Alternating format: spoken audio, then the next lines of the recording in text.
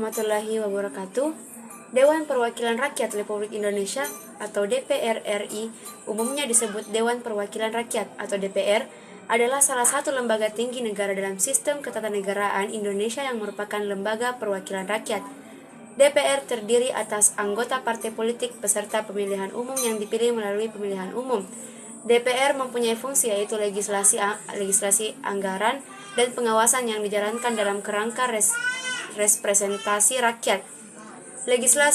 Fungsi legislasi dilaksanakan untuk membentuk undang-undang bersama presiden saja.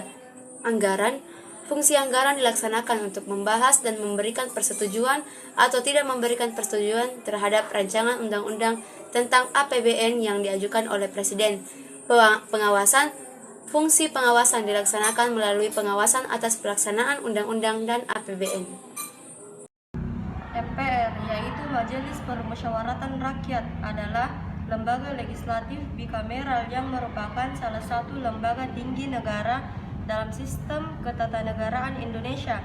MPR terdiri atas anggota DPR dan anggota DPD yang dipilih melalui pemilihan umum. Keanggotaan MPR diresmikan dengan keputusan Presiden. Sebelum reformasi, MPR terdiri atas anggota DPR, utusan daerah, dan utusan golongan.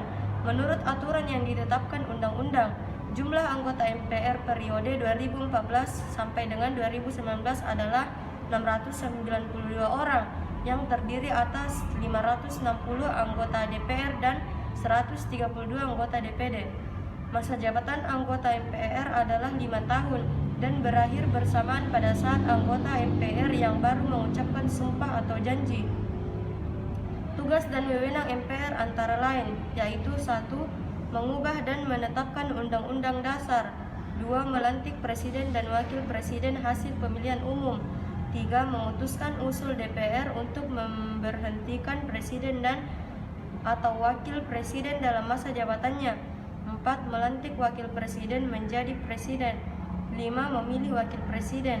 6. Memilih presiden dan wakil presiden. Mahkamah Agung atau MA adalah lembaga tinggi negara dalam sistem ketatanegaraan Indonesia yang merupakan pemegang kekuasaan kehakiman bersama-sama dengan Mahkamah Konstitusi dan bebas dari pengaruh cabang-cabang kekuasaan lainnya.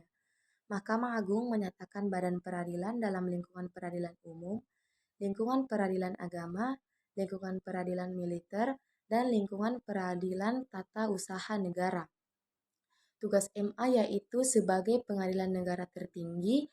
Mahkamah Agung merupakan pengadilan kasasi yang bertugas membina keseragaman dalam penerapan hukum melalui putusan kasasi dan peninjauan kembali agar semua hukum dan undang-undang di Indonesia diterapkan secara adil, tepat, dan benar.